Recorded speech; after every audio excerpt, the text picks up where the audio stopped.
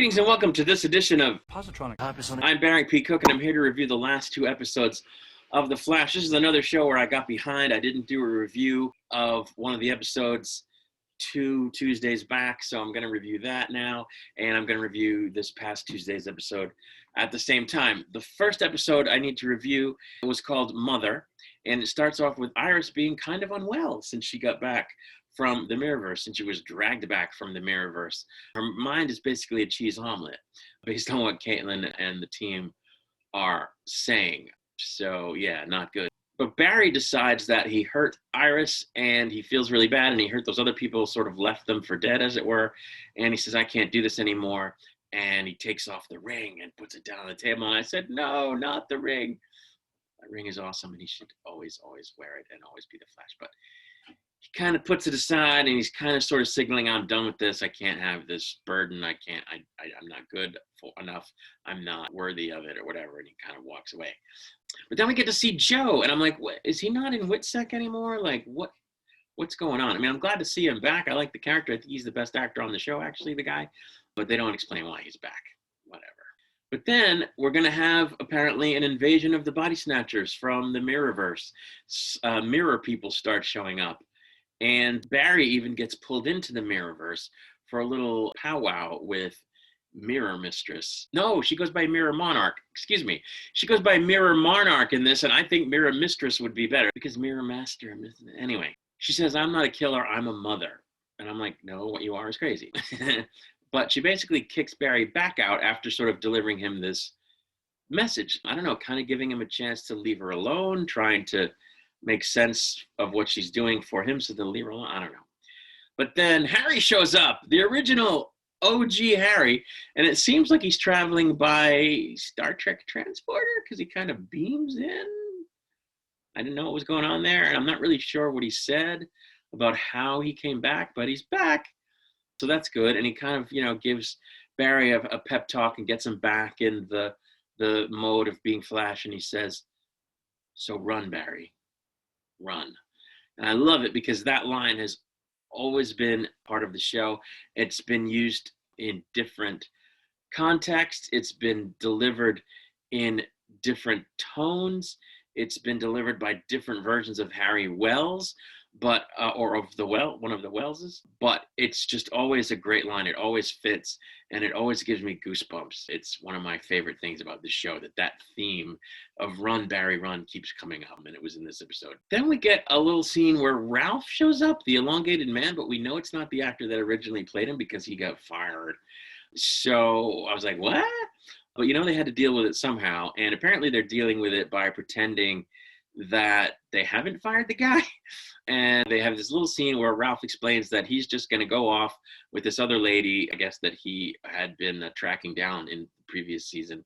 And they're going to go do some hero stuff or whatever, some investigative stuff on their own. And when you see him, he's got some kind of thing covering his face because there was a mishap on whatever mission he was on. So you don't see that it's not the guy that was originally playing him, but it's not.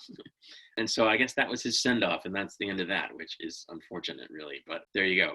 Now, they end up having to get another Speed Force going, or restart the artificial Speed Force, because they sort of shut it down at the end of the previous episode when it was making Barry all weird. But it sort of happens at the same time that Iris comes back, because he's, talking to her, and I guess he touches her, and a little spark goes off, and she comes back around, and you're supposed to get the feeling that this is like heart power, it's their special relationship, that they have a spark literally between them.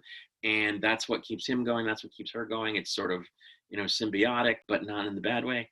And when this happens, it sort of gets the Speed Force going. They have this weird conversation where they're talking about it's powered with the power of heart. And I'm like, whatever works, but what?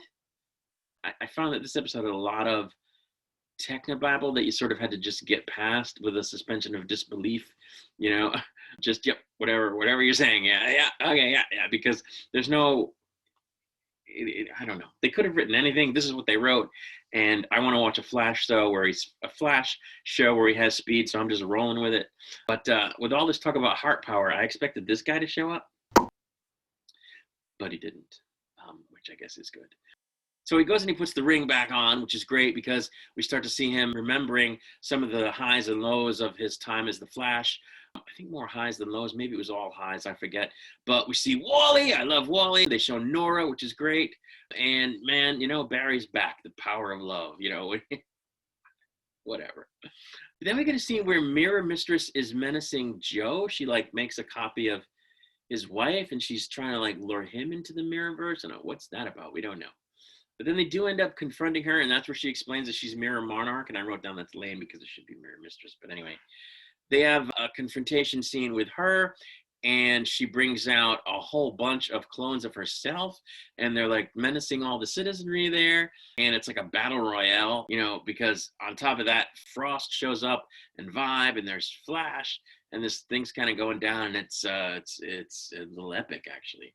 But Iris is there as well, and she kind of does this thing with her hands where she goes like this, and it sends out some kind of wave or a whoosh or something, and it sort of helps them fight the bad guys, and they're also talking to Mirror Monarch at the same time, trying to get her to turn it off and come back to her senses, and she kind of does, which is cool. But again, it was more that techno babble, love, heart power stuff. And I'm all for, talking a villain down and being on a humanistic level with them and reasoning with them and their humanity and so forth. But this seemed a little, I don't know. But anyway, it's kind of working, but not really working. And then Barry and Iris hold hands with her and they all sort of concentrate on whatever it is they're trying to do, send out love, power, I don't know what, but it works and all the clones disappear. And Mirror Monarch departs, and she says, my new children will be born of love. They bring up the love thing, and she goes into the Mirrorverse. Whatever. Bye-bye. Bye, Felicia. Frost and Vibe sort of depart the scene, and Frost says to him, come on, Cisco. I'm going to go home via Ice Bridge. Come with me. So I was like, oh, they're going to go ice bridging. Awesome. A la Iceman from the old Spider-Man cartoons. Apparently, whatever power Iris had was temporary because the next thing we see is that wearing off. So that's good. They don't have to. They're not going to do a thing where she's a meta. I think that would be. And they did it before where she could run, and it was kind of, I don't know. Let Iris stay normal. That's what should happen.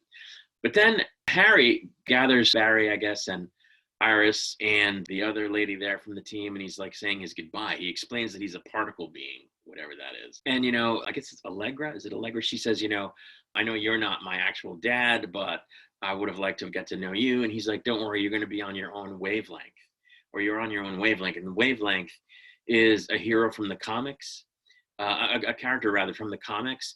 And in the comics, Allegra is his daughter. But like I say, he's a villain. So that might come up somehow, but they dropped that little Easter egg either way. And, Harry explains that he's leaving them and he's going to go he's going to go revisit his past and look back on his past and occupy himself doing that. And I'm like, he's going to go play reruns? That sounds kind of sad. And I'm forced to wonder if the actor's leaving the show.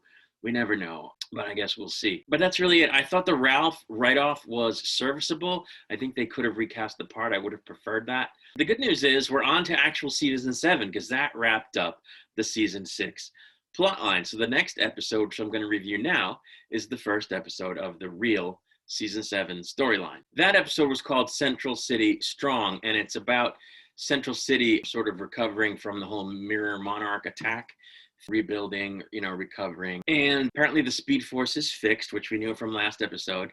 B and Iris, Barry that is, and Iris are, good. They worked out whatever differences they might have had because he dragged her back from the Mirrorverse. So I was glad for that. But we're let in on the fact that Caitlin has this weird headache that she's never had before. And I was like, uh-oh, this is not going to be good. There's going to be a problem.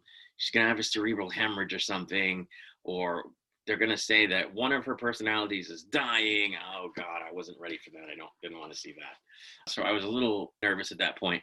But Abracadabra is back, you guys. Abracadabra is a character from the Flash comic from when I was a kid. And he was always a good foil for the Flash. The stories with Abra were always pretty cool because he's a magician from the future. Although he's not really a magician on the show, he uses nanotech or something to do stuff that seems like magic. But anyway, he has a cool outfit this time. The first time he was in an episode of, I guess, in previous seasons, he was sort of just regular, but he has on a cool like villain outfit this time, which is good.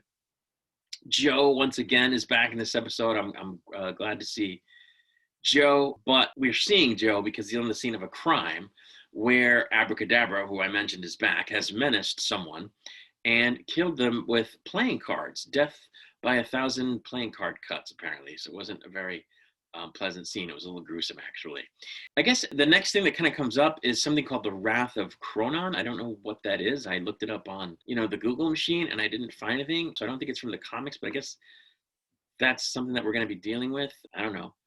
But Frost shows up. They needed her for something. And she also has a headache, which, I mean, makes sense. It's the same head. But they went out of their way to note that she also was feeling this headache. So again, this is going to be something, and I wasn't looking forward to it.